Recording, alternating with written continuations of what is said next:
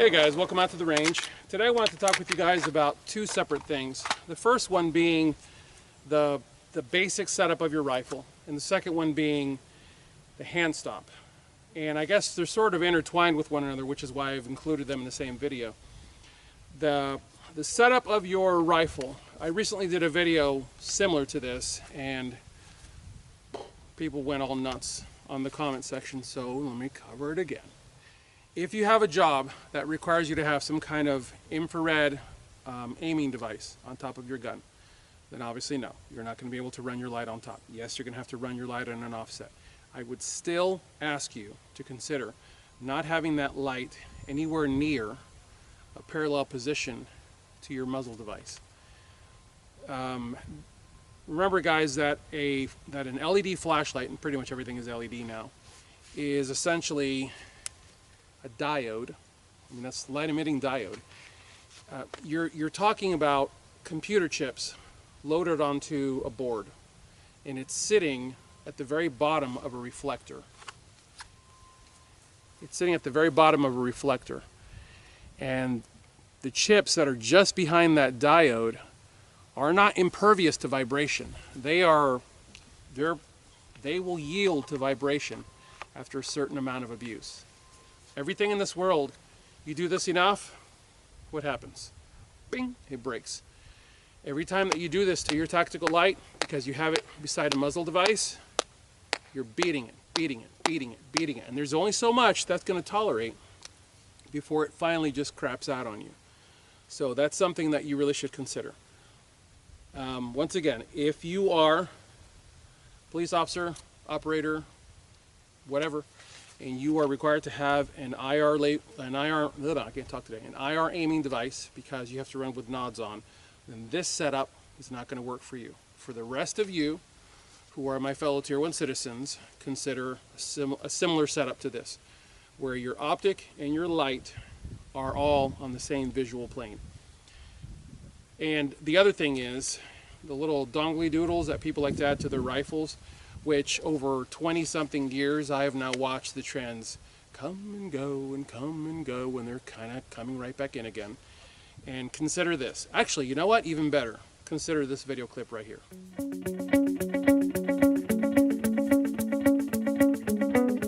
Yeah. So just relax this hand and take the gun around in that hand.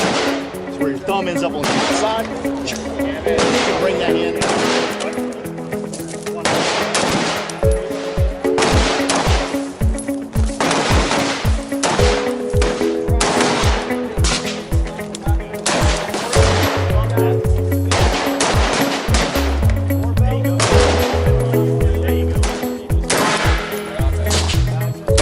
Relax for a moment. Break that thing off your shoulder. Now, even though that one's kind of short, if you're just kind of bringing them down to here, right? Because you are so far away from the barrel and that one's a little shorter, you can work there.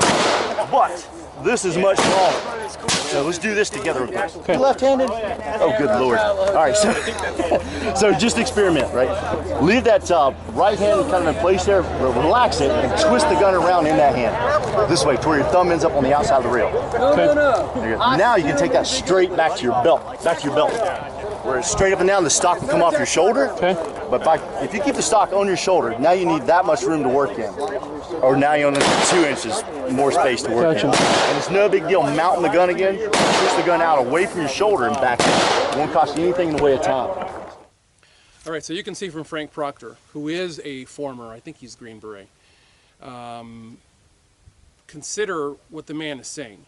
Having a slick front end on your gun is a good idea, because when you're working in very close proximity, remember, I'm not setting up a scenario here, I'm just giving you something to think about. When you're in an environment where you don't have a whole lot of usable space to work with, let's say that this is my source of cover, but I've got something right behind me, whether it be another wall or a very large vehicle or whatever the case may be, and this is all I have to work with. For me to work inside of this space, I have to have a forend on my rifle that allows me to go like this, move, bring the gun up, move, bring the gun up. So my hand, my support hand, is having to do this across the front end constantly, which is why you guys will not see me running stuff here. I used to run hand stops, And if I'm running a 7.5, I will be running a Handstop. Well, yeah, because 7.5s are a certain particular type of creature that will bite you very quickly. But on a 10.3 like this, I use my light as a Handstop. Whenever I come in contact with, if my gun comes up right here without even looking at my gun, I can automatically tell that my front sight and my light are both making contact with my hand, and they're both saying stop.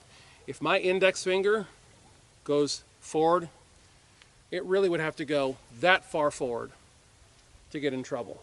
Well, here's the deal. I don't shoot like this with my hand in this position. I shoot with my hand in this position. See?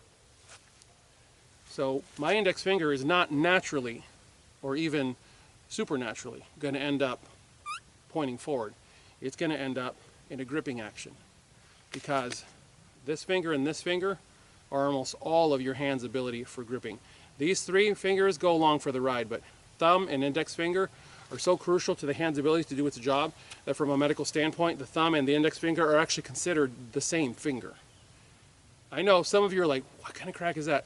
Trust me on that. It's a fact. This finger and this finger, from a medical standpoint, are actually treated as the same finger because they're both muscularly tied to one another. So this index finger is not going that way. It's staying in alignment of the action that the thumb is taking. So what I'm doing is making sure that when my gun comes up, my automatic position for this hand is either on the switch or it's just on the side or it's just under. But the point is, I'm always making contact with my light. Switch, side, just under. I'm always making contact with my light. And this reminds me that my hand needs to go here and no further. The other thing is, my sling is a very good reminder not to go any further forward. It hooks in on my thumb and physically stops my hand from going forward. So the setup for your gun needs to be as simple as you can get it. And also, by not adding superfluous pieces to my gun, I keep my gun as light as I can get it. This gun, as you see it, weighs in, oh, and I just weighed it the other day, 5 pounds 14 ounces, I think, something like that, with the sling, by the way. 5 pounds 14 ounces with the sling, obviously, minus the magazine. But 5 pounds 14 ounces with the sling is darn good for a 10.3. Why is it this light? Because the barrel is a .625, which is about the diameter of my pinky. So I end up with a gun that's very lightweight, and one that if I have to wear for a protracted period of time, it's not going to be wearing me out because I've got so much weight on the front, you know, with the gun pulling me forward. The other reason I like this particular length, I'm right in that window between 10.3 and 11.3. I like 10.3 because it fits in a very discreet bag, and it does almost everything that an 11.3 can do. And 11.3, the dwell time on an 11.3 is greater, and I don't mean like, I want to say it's like 40% greater dwell time on an 11.3, which once again is astonishing considering that 1 inch of barrel can make that big of a difference in the dwell time of the gun, but it does make a difference. I'm able to, you know what? Training moment. Check out what happened when my gun contacted my equipment. What happened to my safety? Yeah, I got swept off. Which is why it's crucial to always be aware of where your muzzle is. My muzzle didn't end up here at any point, did it? It ended up about right there. So even if my gun had managed to get yanked, and you know, yanked off a shot, I'm going to end up impacting the soil and, you know, scaring myself and pissing off teammates, but no one's going to get hit. 11.3. The 11.3 has 40% more dwell time than the 10.3. Operationally, I guess it would be a way to put it, this gun can pretty much do anything that an 11.3 can. This gun, you guys have seen, reach all the way out to 400. From that ridge, way past that ridge. 400 yards. And that was cold bore shot in that video.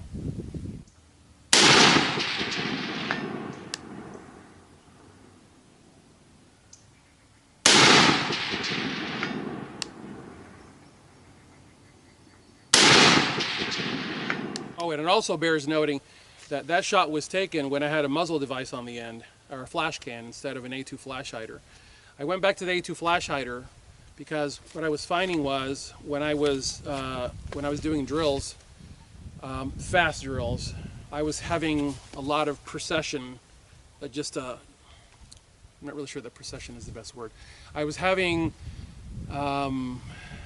migration of the muzzle. I'd fire a shot and the barrel would want to migrate really in a wild position. So I went to a like hopped up king dangling muzzle device. And then that was actually yesterday. And I was out here with a friend yesterday, my friend Zeke, and he goes, dude, that's so cool. And every time I'd pull the trigger, the barrel would literally, the whole weapon would literally go boop. It would actually get pushed down because the muzzle device had this jet action that was pushing up and countering the potential recoil, shoving the muzzle down. And you can't get away with that on a barrel, on a weapon this short and this light.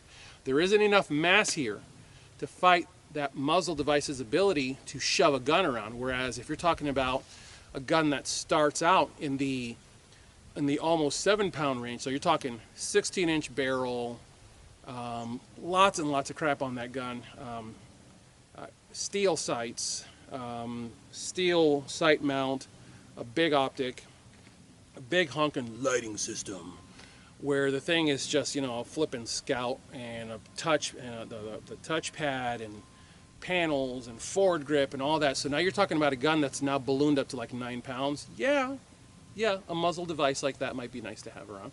But for a gun that is in the 5-pound-ish range, just under 6, done. Well, you know, and I should clarify this.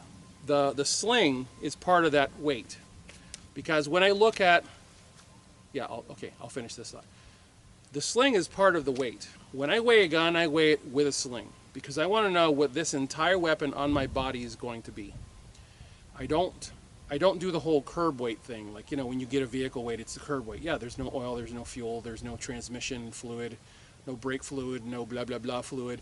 That's just the vehicle. Well, I'm not into those types of weights. I want to know what the weapon's going to be on my person if I have to carry it for an extended period of time. Bear with me, guys. Like I said to you a few months ago, with us just having, I think now it's up to 11 million new gun owners that have entered the market. Welcome to those of you who've just stumbled on this channel. I'm glad you're here.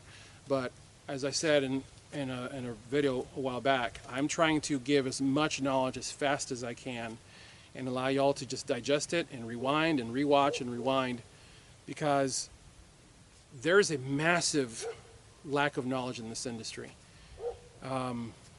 Anyways, let me finish the thought about weapon weights. I'll give you a great example of why weapon weight matters, and I guess this video is going to kind of turn into another slight direction. Years ago, I was talking with the rep for IWI at SHOT Show, and guys, I used to be a rep. I get it.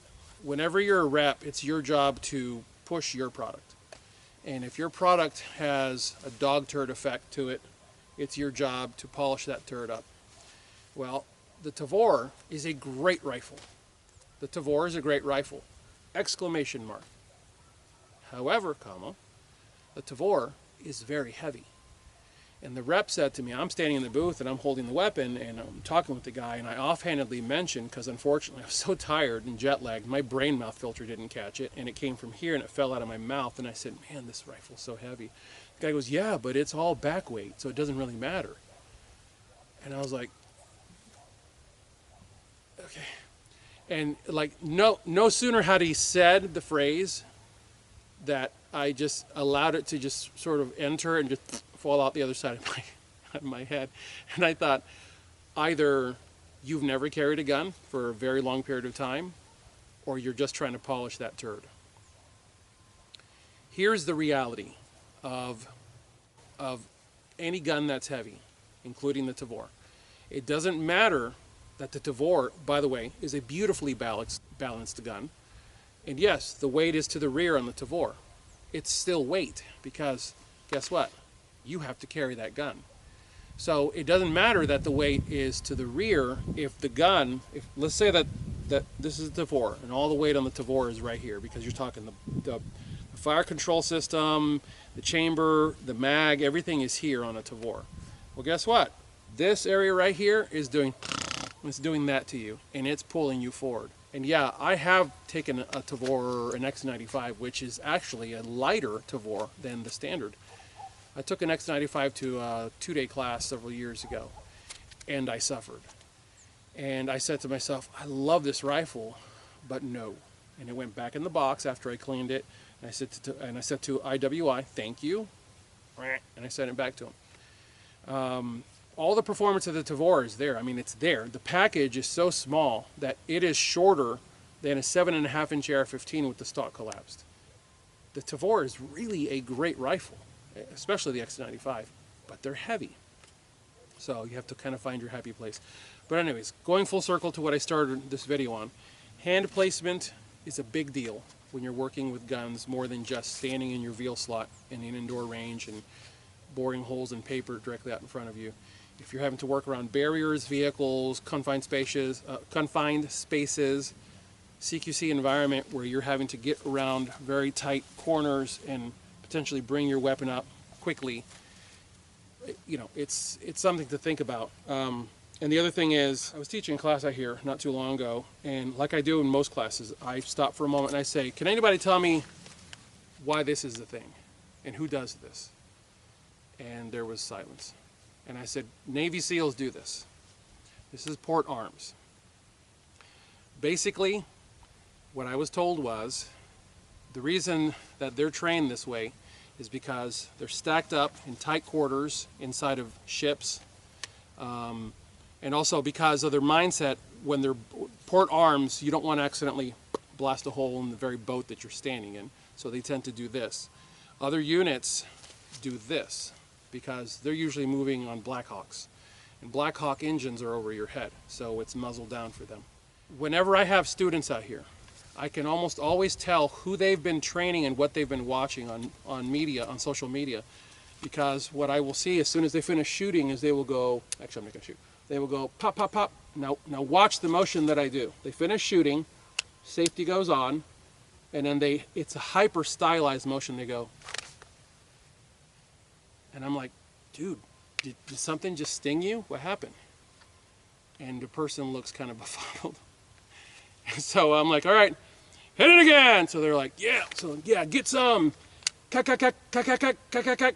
And then they go. I'm like, what the hell are they doing? They're trying to emulate whoever their superstar online is. This is wasted motion. It's not necessary. If you feel like doing it, go right ahead, but this is not as fast as this is. Look at where my stock is. Stock and or brace. This is an SBR, but even if this were a brace, look at where my stock is. It's already positioned where it needs to be. And if, in fact, if you really wanted to, and I'll point right at the camera, if you wanted to, you could do this one, where it's at the angle. Instead of this,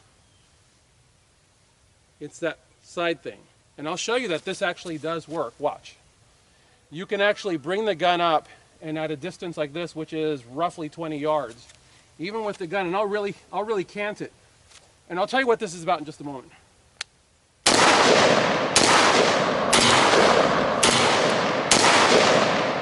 It's a 10-inch gong. The center of that is essentially the center of a man's face. It's a 6-inch area, 6-inch box that I'm working with.